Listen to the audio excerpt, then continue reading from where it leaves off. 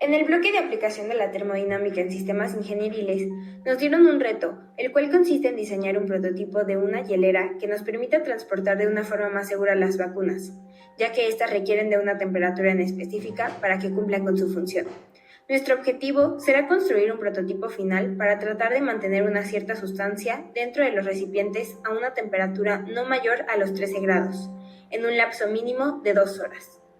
Primeramente, se mencionarán los conceptos más relevantes para la realización de nuestro experimento, los prototipos realizados y los materiales a utilizar.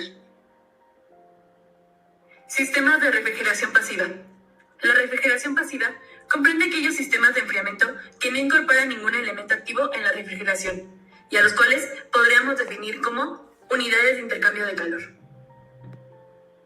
Temperaturas y escalas de medición. La temperatura se define como la medida de la energía cinética media de las moléculas que la forman. La unidad de medida en el Sistema Internacional de Unidades es el Kelvin. Ley cero de la termodinámica.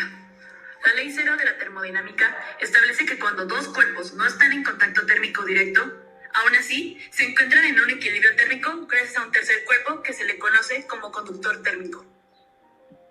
El calor se define como la transferencia de energía. Esta transferencia se debe al cambio de temperatura de una sustancia a otra. La unidad de medida para el calor es el joule, y la capacidad calorífica es la cantidad de calor que se necesita para generar cambios en la temperatura de cierto objeto con una masa en específico. La transferencia de calor hace referencia al fenómeno físico generado por una interacción entre cuerpos, que producen un flujo de energía de una sustancia a otra. Este mecanismo de transferencia de energía se produce dentro de un cuerpo o entre dos cuerpos que están en contacto. Se calcula con la siguiente fórmula. La convección es la transferencia de calor producida por el movimiento de una masa de fluido al pasar de una región a otra. Existen 4 tipos de convección: convección forzada, natural o libre, ebullición y condensación. Existe un modelo que nos permite ejemplificar la transferencia de calor mediante el mecanismo de convección denominado como ley de enfriamiento de Newton. Radiación. Este último mecanismo hace referencia a la transferencia de calor mediante radiación electromagnética y puede producirse sin necesidad de materia en el espacio entre dos cuerpos. Podemos representar la corriente de calor por radiación de la siguiente forma. Existe otra condición que es importante considerar cuando hablamos acerca de la radiación. Si bien un cuerpo a temperatura está radiando y el ambiente con otra temperatura, también lo hace y el cuerpo absorbe parte de esa radiación. Podemos ejemplificar esta condición con la siguiente fórmula. Un flujo de calor hace referencia a una medida de la transferencia de energía generada por la diferencia de temperatura entre sustancias. El flujo de calor siempre ocurre desde un cuerpo más caliente hacia uno más frío, consiguiendo que los cuerpos y su entorno logren alcanzar un equilibrio térmico. Sus unidades son joule por segundo o watt. La conductividad térmica se calcula empleando la ley de Fourier. A continuación, se presenta la lista de materiales que se utilizaron para la construcción del prototipo alfa. Un tope redondo grande con tapa, un tope redondo o vaso con una capacidad de 200 mililitros con tapa, 3 termómetros de bolsillo, 3 termómetros de cocina, acerrín, anticongelante, ladrillo y agua, nuestro fluido a refrigerar. Después de seleccionar los materiales necesarios para la construcción del prototipo alfa, cada integrante se dio la tarea de realizar su diseño mediante un dibujo CAD modelado en la herramienta Onshape. La construcción de los prototipos usados con su respectivo material térmico se muestra a continuación, junto al valor del área del recipiente pequeño que contenía el agua. A continuación se muestran los registros de temperatura en cada uno de los prototipos de manera experimental en 2 días distintos. Una vez registrados los datos del comportamiento de las temperaturas de manera experimental, nos dimos a la tarea de obtener una forma de poder demostrar el comportamiento de manera matemática. Para esto realizamos una relación entre la fórmula de conducción de calor y cantidad de calor. Son las que se muestran a continuación. Realizando un despeje del diferencial de tiempo, obtenemos la siguiente fórmula. Y en el caso de la cantidad de calor, despejamos el diferencial de temperatura, que sería lo mismo que la diferencia de temperaturas de proceso. Se muestra en la siguiente imagen. Después igualamos las ecuaciones obteniendo la siguiente fórmula. Realizamos el despeje de la temperatura final en la fórmula anterior y se obtiene la siguiente fórmula, la cual será la que utilizaremos para obtener los resultados de la temperatura interna. A continuación se mostrarán los resultados obtenidos del modelo matemático de cada uno de los prototipos. Este es el código que se utilizó para obtener las gráficas de los comportamientos de las temperaturas en los prototipos alfa. Ya que tenemos las gráficas generadas de cada uno de los modelos, es momento de analizar la información de los gráficos anteriores.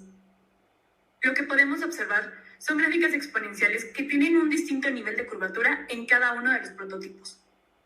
Aquellas gráficas, como la del ladrillo y el anticongelante, que se encuentran más encorvadas y más altas, muestran que en el transcurso de las 2 horas y media, la sustancia que se encontraba dentro del vaso pequeño alcanzó temperaturas altas cercanas a la temperatura exterior.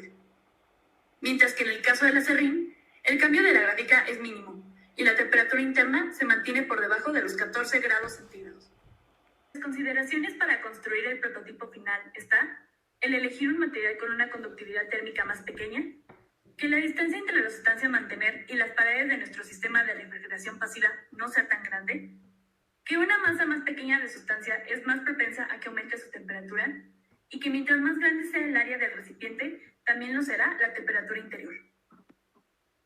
Al ver los resultados del procedimiento experimental de cada uno de los prototipos alfa, logramos identificar que el material con mayor funcionalidad será el aserrín para nuestro sistema de refrigeración pasivo. A continuación se muestra el registro de temperaturas con el prototipo final. Empleando la fórmula para el cálculo de la temperatura interna mencionada anteriormente, los valores que se obtienen en el prototipo final a lo largo de las 2 horas y media son los siguientes. Nuevamente realizamos una gráfica con los datos obtenidos del prototipo final y por medio del análisis experimental de nuestro prototipo, además de la modelación matemática, podemos concluir que la temperatura de nuestro líquido de prueba se mantiene dentro del parámetro de almacenar un líquido a una temperatura menor de 13 grados, durante un lapso de mínimo 2 horas, contando con una temperatura inicial de alrededor de los 7 grados centígrados. Por lo tanto, nuestro prototipo es funcional.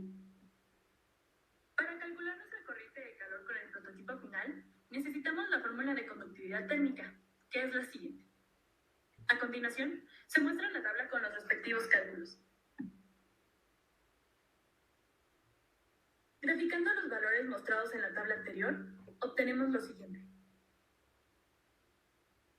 Para conocer más características acerca de la gráfica de corriente de calor, contratiempo, obtenemos su ecuación lineal y el coeficiente de determinación R cuadrado, para verificar la fiabilidad de la ecuación y relación entre los datos presentados. Por medio de la ecuación generada mediante la regresión lineal de los datos sobre la corriente de calor y la integral de esta misma, podemos obtener el cálculo total de energía absorbida por el fluido. Por lo tanto, sustituyendo los datos donde la temperatura final indica 2 horas y media en segundos, obtenemos un valor de 5.349.12 joules. Por medio de lo anteriormente expuesto, logramos determinar la gran importancia que tienen los materiales con los cuales son construidos los contenedores que transportan vacunas. También logramos deducir un modelo matemático, así como un programa informático, el cual nos ayudó a observar la gran diferencia que existe entre una modelación matemática y una experimental. Pudimos observar cómo la temperatura de nuestro líquido de prueba cambia en gran medida en los diferentes análisis experimentales que realizamos, esto debido a que el material que lo recubre, acentuando más las diferencias en las conductividades térmicas de los diferentes materiales con los cuales realizamos nuestras mediciones, y estos resultados nos llevaron a elegir el material más apto para cumplir con el objetivo. De este experimento pudimos observar la correlación que existe entre diferentes áreas de diversas ciencias. Nos dimos cuenta de la importancia que tiene la física, específicamente la termodinámica, en ámbitos relacionados con la salud, como sería el transporte de vacunas, las cuales son actualmente uno de los bienes más preciados que existen.